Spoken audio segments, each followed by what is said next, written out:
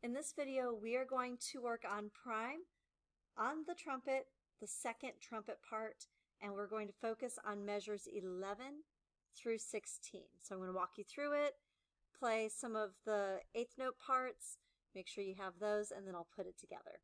So starting at 11, we are playing mezzo forte, which is medium loud.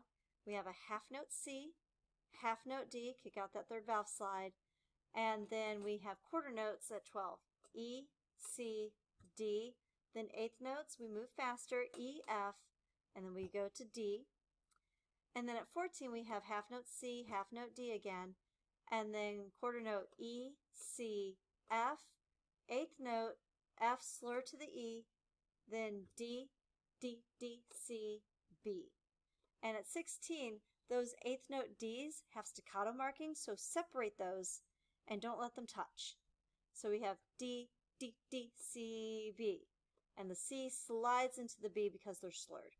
So I'm going to start by isolating the eighth notes at 12 into 13. E, F, D. And then the eighth notes in measure 15, starting on the F through 16. So F, E, D, D, D, C, B.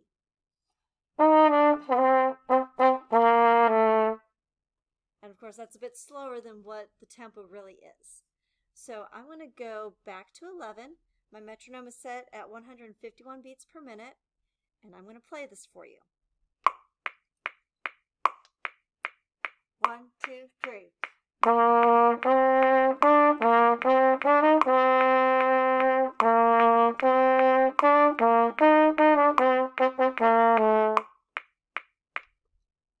And that's 11 through 16 for the second trumpet. You've got a really cool part at 16 because it helps move the whole piece along going into 17. And not everyone has that part. So I hope this was helpful, and we'll see you next time.